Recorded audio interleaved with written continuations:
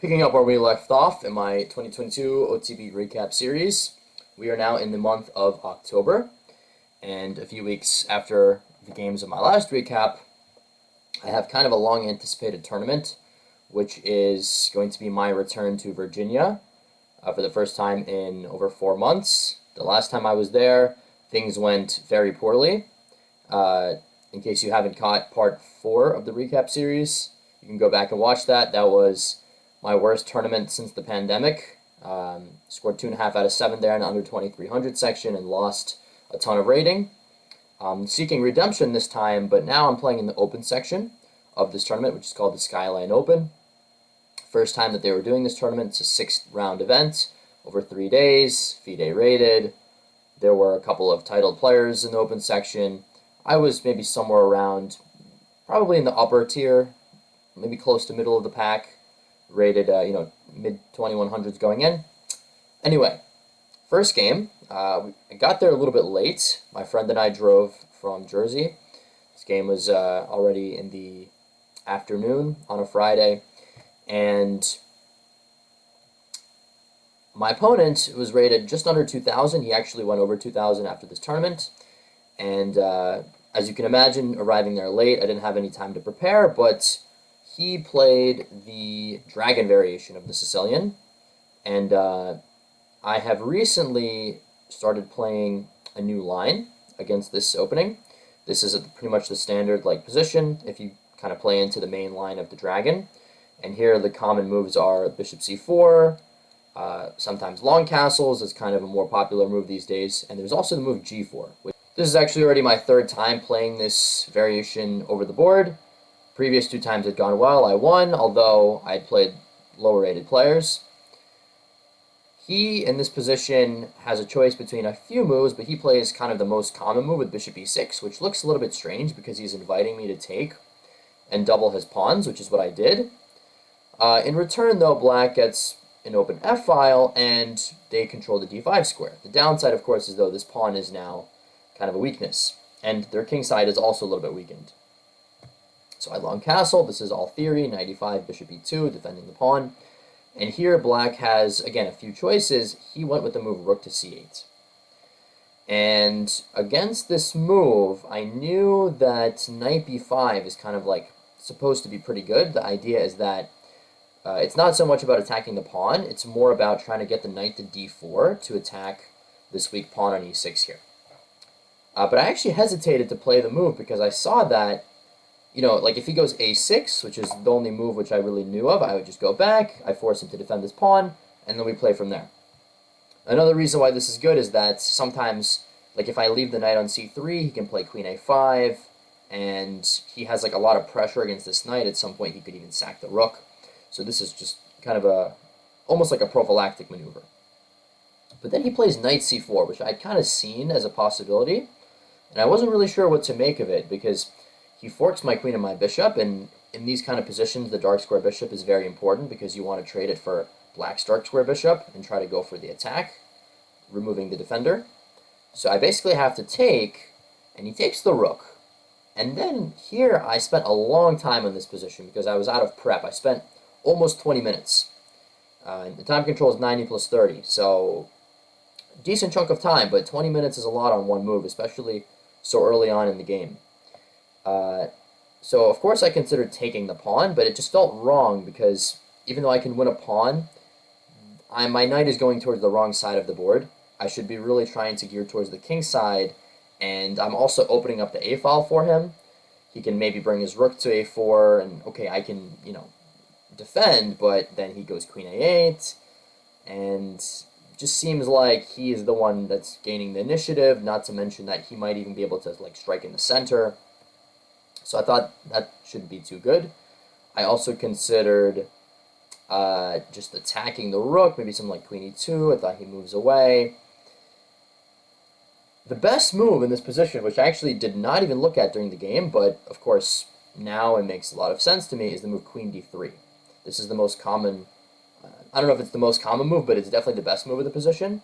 The idea is that you attack the rook, forcing it to move back, and then you actually will bring the knight to d4 and bring the queen out to b3, and white has a lot of pressure against this pawn in e6, which is already very unpleasant for black to deal with. They either have to play d5, but that also comes with the disadvantage of allowing e5, or they have to play the move king f7, which again looks like very loose because black is like really having to go all out to defend this pawn. So that would have been pretty good if I had found this maneuver, but I just played the move b3. Just trying to kick the rook back. Of course, it does weaken my king side just a little bit because, you know, I softened this diagonal, but I was confident that I had things under control. And he goes back with the rook, and I maneuvered the knight back to d4. He defends with queen d7. And now I'm like, okay, I mean, the idea of this position is to attack. After all, it's opposite side castling, so h4, let's go. He responds with the move rook c7. I thought that maybe he's going to go a5.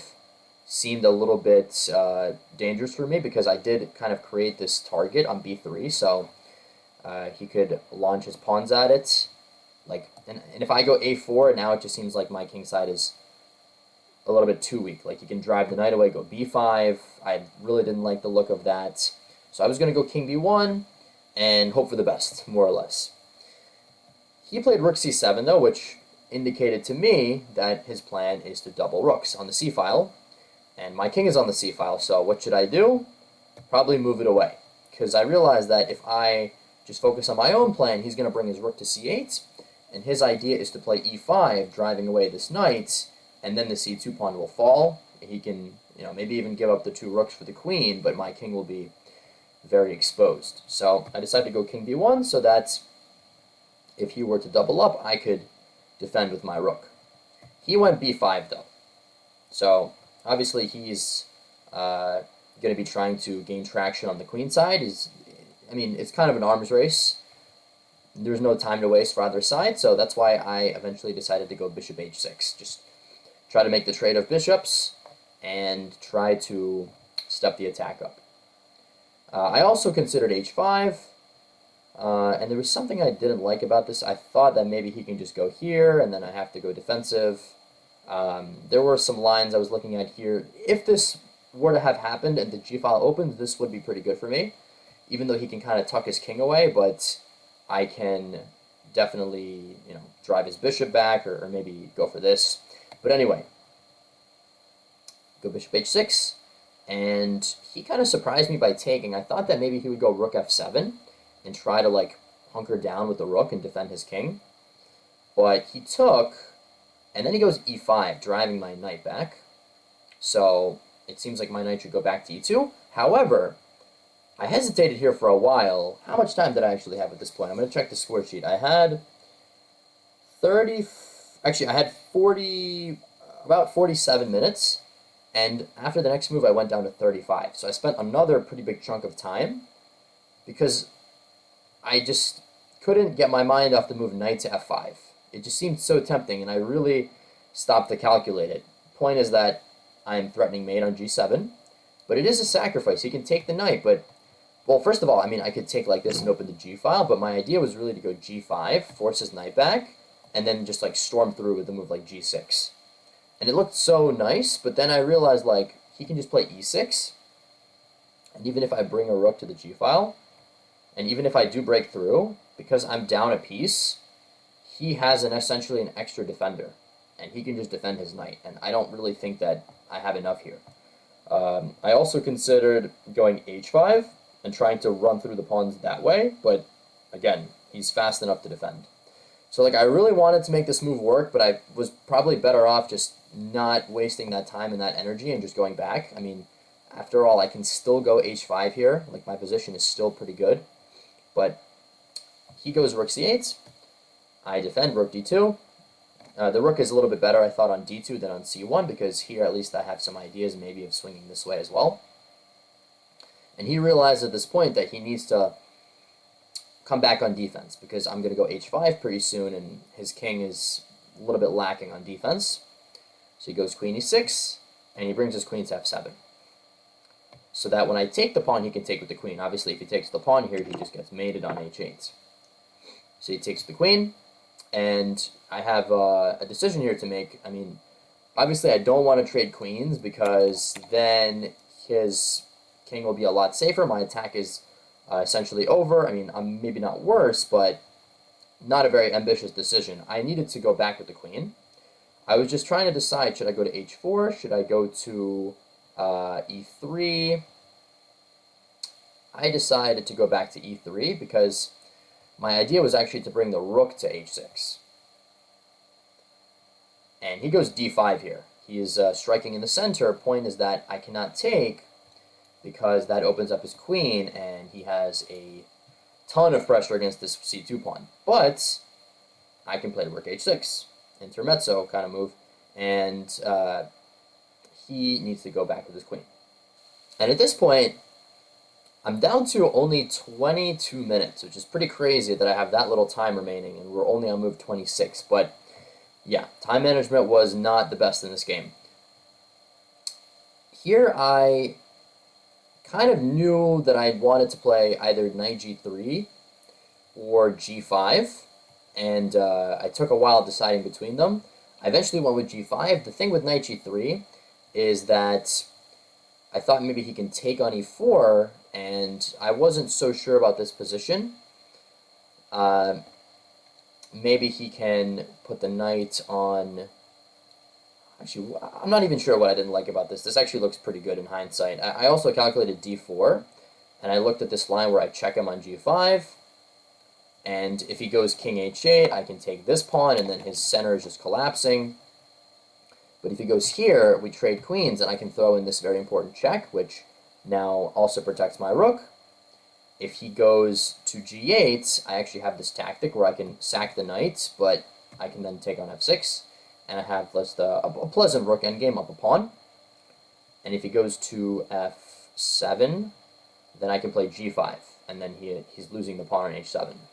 So I saw all this, and yet I still decided to play g5, because it just felt more aggressive. I was like, I need to, I could take an endgame up a pawn, but I need to try to go for more here. So he strikes back with d4, because, I mean, if he moves the knight away, he can simply lose the pawn on d5. So he goes back with, or he goes d4, attacking my queen, but I had seen this coming, and I go queen g1. Which, the point is that he has to move the knight now, and now I break through with g6. So this all looks great. The problem, though, is that I'm down to 10 minutes at this point. He has not that much more. He has like maybe 15 or 20 minutes. But all I had looked at when I played g6, or as I kind of anticipated it, is that he would take, and then I'm going to take with the rook, and he's obviously having to move his king. He doesn't want to put it on h8 because he's going to get, he's going to get checkmated, or he's going to have to give up his queen, right? He has to block. But when he goes to f8, I mean, here I wasn't 100% sure, like, if I had, like, a direct win, but it looked very promising. Maybe I bring the queen to g5, go to h6. Like, his king is very exposed on this side, and he doesn't have that much counterplay yet. Only when I played g6, he almost immediately took the pawn on f3, which confused me because, number one, I actually just forgot that this was a possibility, didn't see this coming, but I also was confused how he could just leave his king so wide open. I was like, this cannot be good. But I have 10 minutes. So I sense that this is the critical moment. I know that, like, I could be just winning, but I have 10 minutes to figure it out. What do I do? If you want, you can pause and think what I should do here. I mean, the two main moves are pretty obvious. I have to take on h7, but should I take with the pawn or with the rook? So my first instinct was, of course, to take with the pawn, because then he has to go king h8. I mean, if he goes to f7, then I can bring my queen in, and yeah, that's going to be pretty devastating. So he has to go with the king in the corner. Here I was considering rook g6, trying to go for mate, but I saw that he can perhaps come back, and I wasn't really sure if I had enough. Actually, I have to mention there was a third move here. Actually, knight g3 is another move to consider, with the knight heading to f5. Like, even if he takes this pawn, I can even just go knight f5, and, this pawn is kind of indefensible for him. I mean, even if it goes knight f8, I can even just sacrifice here, because once he takes, queen takes, I just have too much firepower. Like, maybe rook h2 here, should be winning somehow. Yeah, probably rook h2, Actually, that allows some counterplay. I'm not sure exactly what it is here. Maybe knight h6, but there has to be a win somewhere. I'm not exactly sure what the move is. But anyway, it doesn't work because he can play queen e3. At least that's what I saw. And here he's hitting all my pieces. He's trying to make a trade of queens, and if I go queen h2, defending everything, then I think there was something I saw here. Maybe he can go knight f6 or something. But anyway, I have better options. In the game, I ended up playing rook takes h7. Because my idea was that I preserve the pawn on g6. I don't want to take and let him hide behind it. I'm actually going to take with the rook.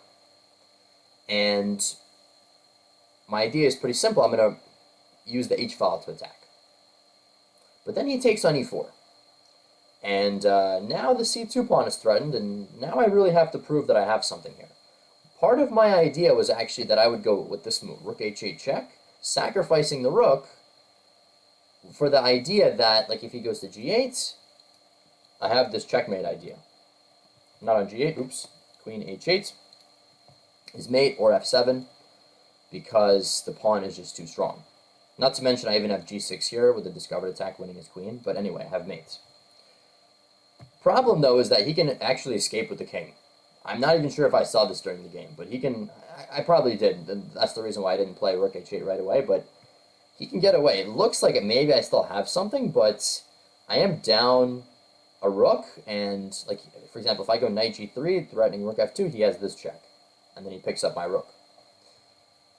So I was like, okay, I can't do that.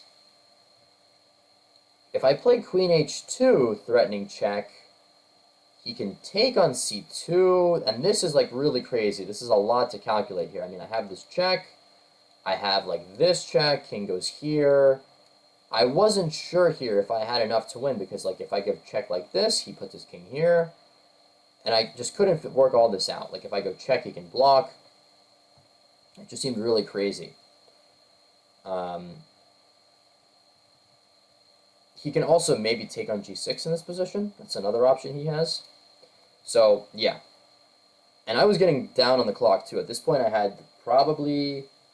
Yeah, when I played rook takes h7, I actually went from 10 minutes down to 3. And on this next move, I went down to 1 minute. And I played the move knight takes d4. I was like, it's go time. I don't care. I'm sacking. I'm bringing the other rook over. I have to find mate here somehow. He took, and I go queen h2 now. And my point was, like, now that I gave up the knight, I can bring this rook over, and I should have enough to checkmate. Problem, though, is that he has this check, and then he came back to e5. And this is a very nice maneuver he found, because he's offering a trade of queens, but he's also threatening a discovered check with d3. And now I realize that I have messed up, because I don't have a check on h8. I can't trade queens, so I have to move away, and I move to f2 to threaten mate on f7, but he throws in this check, and then he plays knight f6. I mean, obviously, he could have even taken on c2, but then eventually he has to stop the mate. But he goes knight f6, my rook is under attack, and I just have nothing. Because I have no checks. I mean, I can sack the rook, but I have no follow-up. And he's starting to take on c2. So I just tried queen h4 here. Point is that if he can't take the rook, because then I do actually have mate. I have mate on f7. But obviously he's not going to fall for that. He goes knight e4. And again, I have nothing. I don't even have a check on h8 because his queen covers. So, and I have no time either. I'm playing this all in seconds. I take. He takes on c2. And, I understand at this point I'm just dead lost, because he's threatening mate in 1 on b2 and on c1. So I played this move, deflection, so that I could take the rook, but after this check I resigned, because I cannot take his queen, obviously. I have to go king b1, and it's mate the next move. He has this mate, he has this mate, everything is mate. So yeah, pretty rough game there. But if we go back to this position, of course, after queen takes f3, I had the sense that I'm winning. And when I check the game, I briefly plug in with the engine. I'm not trying to, like, have it spoil all the moves for me, but I check the evaluation, and guess what it is? in this position. When I first check, it's like plus 10. Then it thinks a little bit, it goes up to plus 12. Thinks a little bit more, it goes to plus 15. I'm like, what did I miss in this position that was so winning? Well, it turns out I did actually need to take on h7 with the pawn. I did actually need to play rook g6. I saw all this during the game. But after queen f7, I sort of like thought that I'm at a dead end because his queen covers, and here is where I needed to find knight takes d4, which, if you recall, I played in the game, but I played it at the wrong moment. I had this idea, I just didn't execute it properly. I needed to play it here because after he takes, now I actually have rook g8 check. Just got to go with the forcing moves. Check. If he takes the pawn with the king, then he's getting mated on the h-file. Like he can just block, but then it's mates. And if he takes the rook, now I take, promoting and clearing the h-file. And now I have check with the rook. He has to block with the queen. And, okay, if you look at this position, you might think, oh, it's queen against rook and knight. Should be winning for me, but actually it's completely winning after this check because I just pick up his rook with a fork. So, yeah, that's why it's plus 15, because it's just a completely winning position there. Now, okay, there is one other variation. He can play knight f6 instead of queen f7, defending g8 that way. But still, this knight sacrifice works, because after he takes, I can go rook f2, attacking his queen, and after he takes on e4, now rook g8. And, again, basically no matter how he takes, I have the same maneuver. With the rook h2, he has to give up the queen, and then I have check on h2.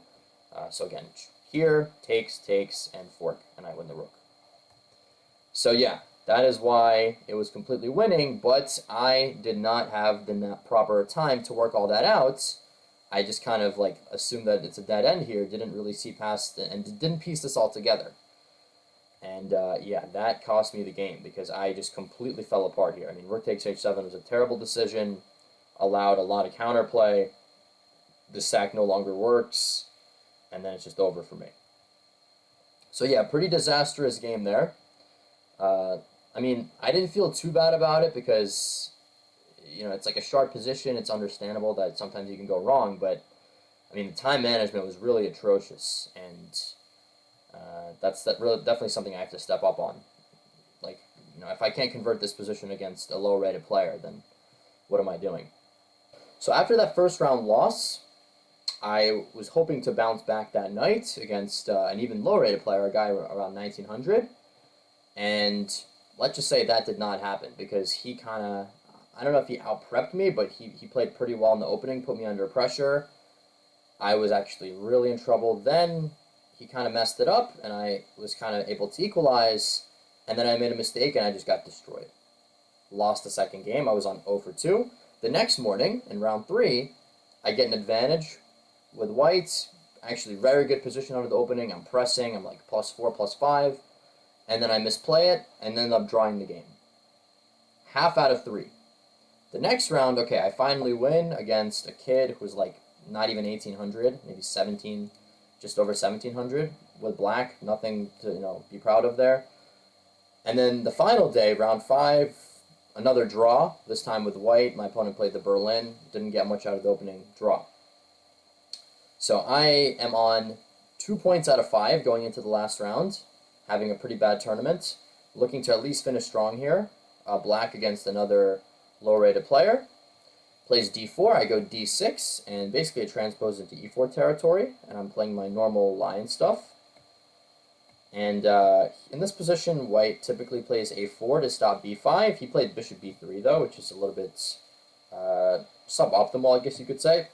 I simply castle, and I get b5, and since he allows me to, I'm expanding on the queen side. Already threatening to drive his knight away, and then his e4 pawn is falling. So he goes a3, and I'm able to just develop very comfortably. Bishop on b7, queen on c7. He's, trying his best, developing in the bishop. I go a6, just sort of stabilizing the queenside structure with ideas of maybe playing c5 at some point. He goes queen d2. I actually considered playing c5 here.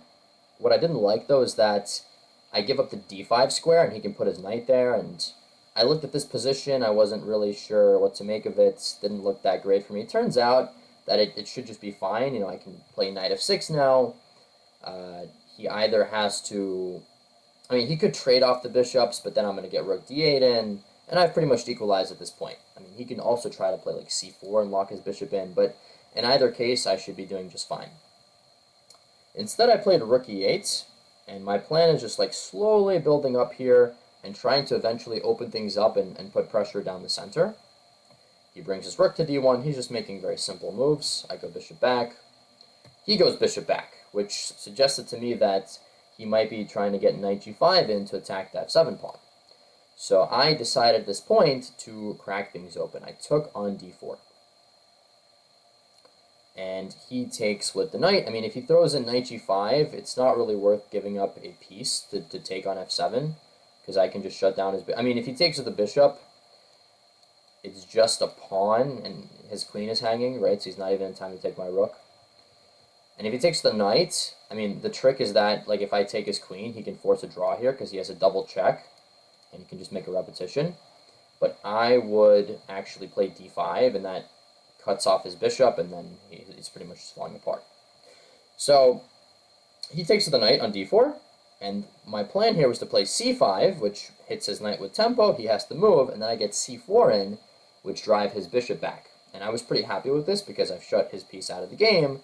The downside, though, is that my d6 pawn is, I mean, I wouldn't say indefensible. I can perhaps play rook e6, but it's under a lot of pressure, and he can maybe even go bishop g3 here. I decided just to take on e4. He takes, we trade a bunch of stuff, and then he takes on d6. And this was kind of a critical moment for me, because when he took on d6, I was like, that knight is very annoying, it has to go, and I took. What I needed to do, actually, is stop and just realize that I am playing a low-rated player here, and for me to have any chance of winning the game, I need to keep at least some piece on the board. The more I trade, the more that just helps him make a draw. So how about I don't take the knight and think of something else? I did consider knight c5. What I didn't like, okay, I saw if we trade here, he can play queen d7, offer a trade that way. What I actually missed is that I have this very nice maneuver here. I can play queen f4, which attacks his bishop. And then if he comes back to defend it, I drop the queen to e5, attacking the b2 pawn, and also preparing bishop d6 with a battery. And now I am definitely in control. Like, for example, c3, bishop d6, maybe he has to play g3, but his pieces are all really discoordinated now, and I am starting to kind of come alive. I also saw that instead of knight takes e4, he can play bishop g3. This I didn't really like because it seems kind of scary. He's threatening some kind of discovery, like I have to maybe move the queen. I just missed that I can go rook d8. And actually now he just loses his knight, I think. I mean, maybe he can go... He can probably play knight takes e4 and just... but then I take his queen. I mean, he gets a piece and a rook for the queen, but it's not nearly enough here. I should be winning pretty easily. Yeah, so I didn't go for this knight c5, which was my best chance to sort of take advantage. Instead, I trade, because what I saw was that I could play knight c5 here, and his c2 pawn is hanging. If he plays c3, I can bring the knight to d3. Now the b2 pawn is weak. If he goes rook back, I could play knight a4 and attack him, and like he's kind of forced to go passive. And he pretty quickly just finds the move b3. And now I was very unhappy with myself because I missed this move from a distance, and I pretty quickly realized that I have no advantage here. My entire hope was that his bishop would be trapped out of the game, and I could sort of pressure the queen side and like keep his bishop blocked. But now I have no way to basically stop him from breaking out, because if I trade, then, I mean, he could even take with the bishop here, and like this trade at just dead equal position, opposite color bishops, pretty much guaranteed draw. If I go c3, he goes b4, and then like I could play knight a4 hoping to take this pawn, but he has counterplay. He goes rook d7, my f7 pawn is weak. So that's no good.